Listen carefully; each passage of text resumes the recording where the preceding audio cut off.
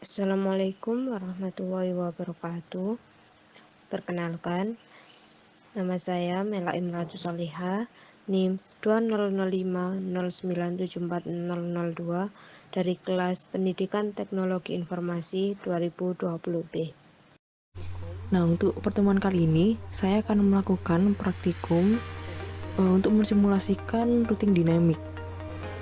Nah, jadi pertama-tama kita siapkan skema seperti ini. Jadi di sini ada 3 router, di mana masing-masing router punya network bawahnya, seperti gambar di bawah ini.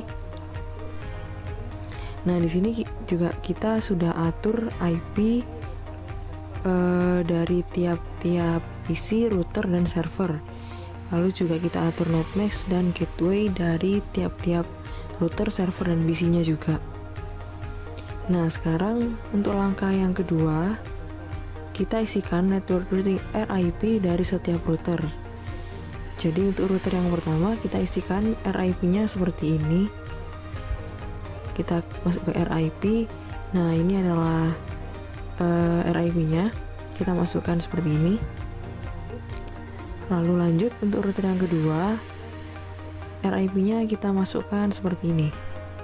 Kita lihat seperti di gambar ini di samping, seperti ini untuk RIP router 2. Lalu untuk router 3, RIP-nya seperti ini. Oke, sama ya dengan yang digambar. Setelah selesai, kita lanjut ke langkah ketiga. Setelah selesai menambahkan network routing RIP, kita tambahkan perintah pada tab CLI tiap masing-masing router sebagai berikut. Oke, jadi kita masuk ke router 1. Kita masuk ke tab CLI. Nah, di sini kita tuliskan no auto summary, lalu enter, lalu ketikkan version 2. Enter. Lakukan hal yang sama ke router 2. Kita masuk ke tab CLI. Kita ketikkan no auto summary dan version 2. Next, ke router yang ketiga. Lakukan hal yang sama. Kita ketikkan no auto summary dan version 2. Oke, setelah selesai, kita lanjut ke langkah yang keempat. Agar konfigurasi kita tersimpan, maka kita harus menyimpan settingan masing-masing router tersebut dengan masuk menu tab config, global, settings, lalu save. Jadi kita masuk ke router 1, kita masuk ke configuration, global, settings, lalu kita klik save. Oke. Lakukan hal yang sama untuk router yang kedua. Masuk ke config, setting, klik save. Lalu untuk router yang ketiga juga sama. Masuk ke config, setting, klik save. Dan lanjut ke langkah yang kelima. Untuk merestart dan meload seluruh konfigurasi device, maka tekan tombol power cycle device. Nah, power cycle device ada di sini di bawah. Kita klik yes. Nah, dia tanda panahnya akan berubah jadi merah semua. Ini kita tunggu sampai dia jadi hijau semuanya. Oke. Nah, karena semuanya udah jadi hijau, sekarang kita akan lanjut ke langkah yang ke-6. Untuk menampilkan tabel routing pada masing-masing router, silahkan masukkan perintah berikut pada CLI router. Kita masukkan perintah show IP route. Oke, jadi kita masuk ke router 1. Masuk ke tab CLI. Nah, di sini kita ketikkan show IP route. Oke, jadi seperti ini hasilnya. Lalu kita lanjut ke router yang kedua. Masuk ke tab CLI. Kita ketikkan show IP route. Nah, seperti ini hasilnya. Lalu untuk router yang ketiga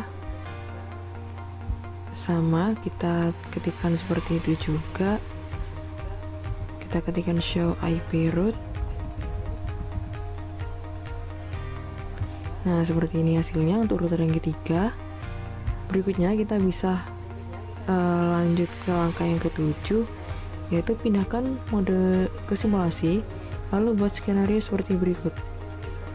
Sebelumnya edit filter event list ke ICMP. Jadi kita masuk ke mode simulation, kemudian di sini show none ya, kemudian edit filter. Nah, pastikan di sini kita klik ICMP-nya saja. Oke, selesai. Sekarang kita akan mulai lakukan skenario-nya. Pertama-tama kita kirimkan dari PC 1 ke PC 2. Oke, kita next.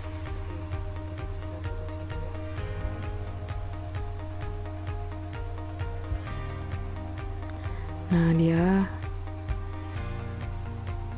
berhasil dikembalikan ke PC 1.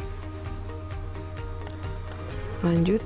Nah, sekarang kita coba dari PC 1 ke PC 3.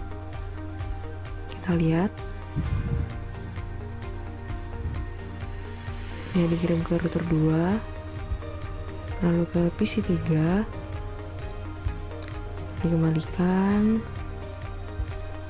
dikembalikan lagi, dan sampailah di PC 1. Oke, sekarang kita akan coba dari PC 1 ke server 1.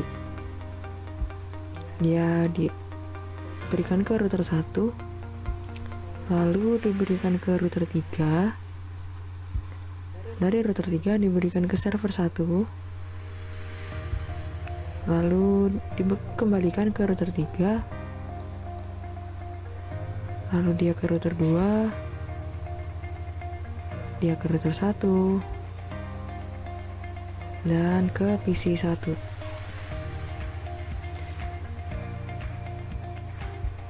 Lalu selanjutnya kita kirim dari PC 1 ke server 2. Oke, jadi sekarang dari PC 1 ke server 2.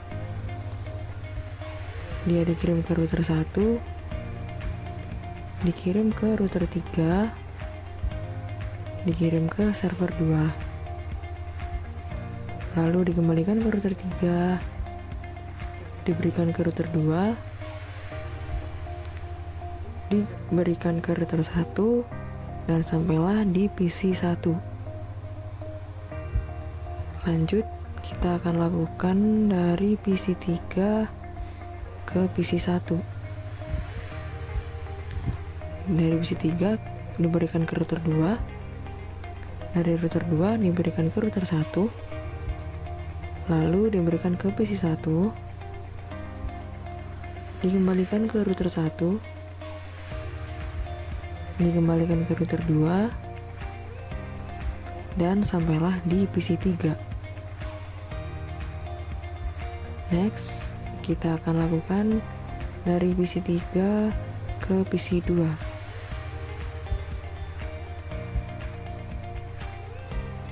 Dia diberikan ke router 2, dikirimkan ke router 1, dan sampailah di PC 2. Lalu dikembalikan lagi, dikembalikan ke router 2, dan sampailah di PC 3. Next, kita lanjut kirim dari PC 3 ke server 1. Kita lihat dia dikirim ke router 2, ke router 3, lalu dikirimkan ke server 1.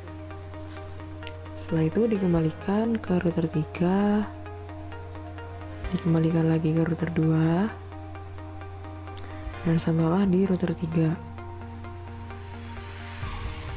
Nah, sekarang kita akan coba kirim dari PC 3 ke server 2. Dari PC 3 ke server 2. dia dikirim ke router 2, dikirim ke router 3,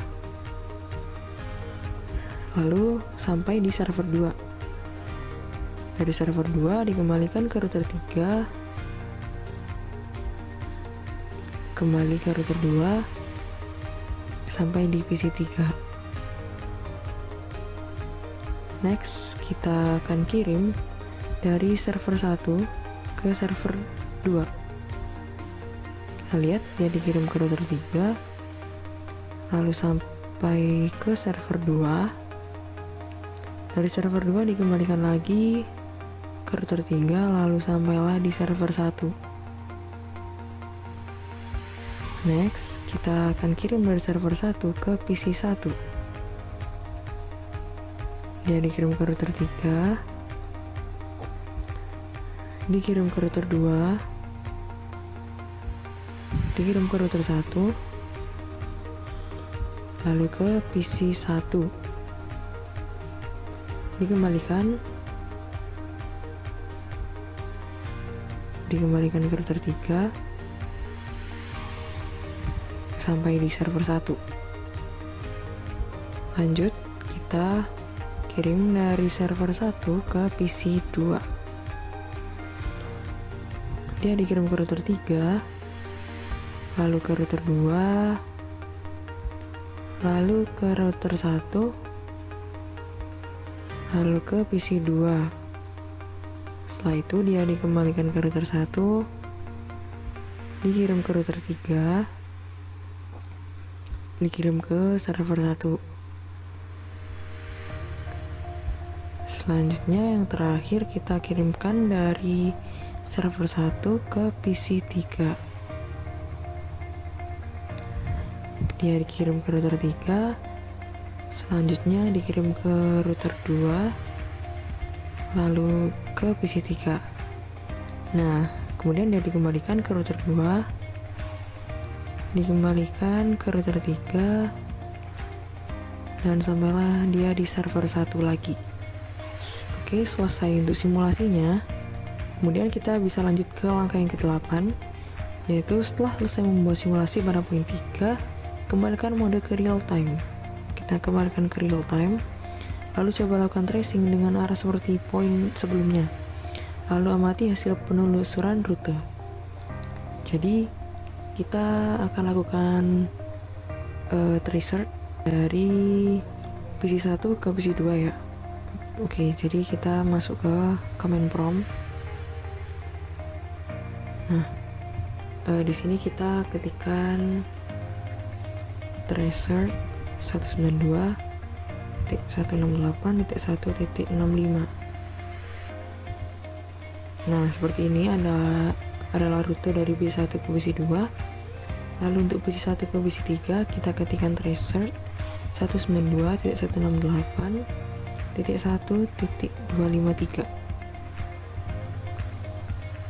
Nah, seperti ini hasilnya.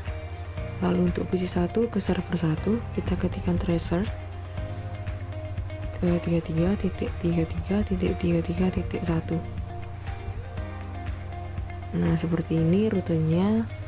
Lalu yang terakhir dari PC 1 ke server 2 kita ketikkan tracer 43.43.43.1. Seperti inilah hasilnya. Kemudian kita bisa lanjut untuk tracer dari PC 3 ke PC 1. Kita ketikkan tracer 192.168.1.1. Kemudian kita lakukan tracer dari PC 3 ke PC 2.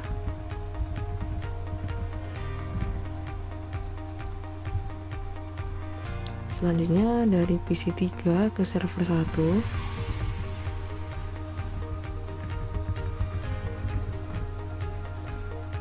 Selanjutnya dari PC 3 ke server 2.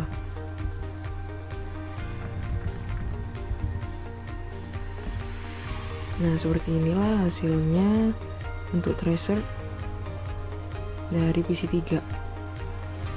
Selanjutnya kita lanjut untuk tracer dari server 1.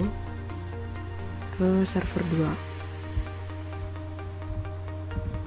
Di sini kita ketikkan threshold 434343.1. Seperti ini hasilnya. Lalu dari server 1 ke PC 1,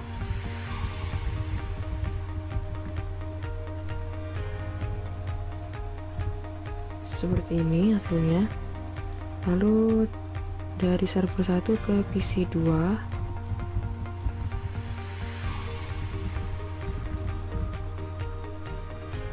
seperti ini. Lalu dari server 1 ke PC 3.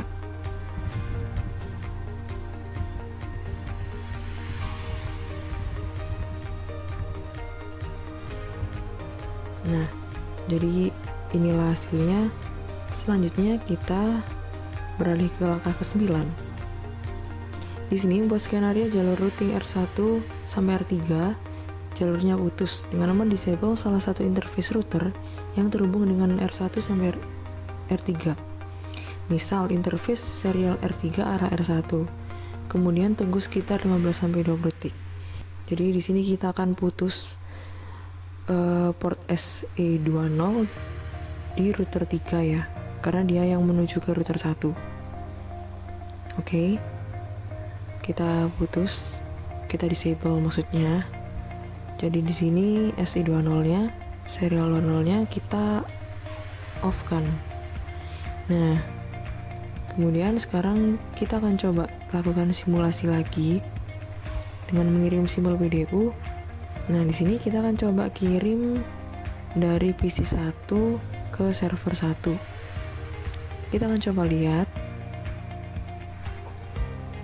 Dia dikirim ke router 1,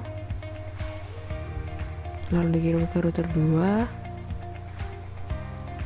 lalu dikirim ke router 3, dan sampailah dia ke server 1.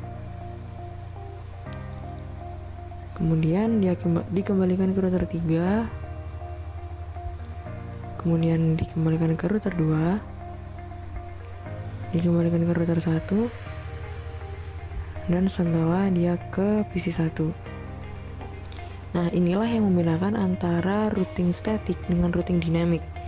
Jadi kalau misal di routing static itu kalau ada salah satu jalur yang diputus, dia nggak akan bisa ngirim PDU-nya. Jadi nanti bakal muncul tanda silang. Tapi kalau di routing dynamic, ketika ada salah satu jalur yang putus, dia akan cari jalur lain. Jadi dia PDU tadi itu dia cari jalur dari router 1 ke router 2 karena di jalur yang ini tuh nggak diputus, jadi dia dikirimkan ke situ.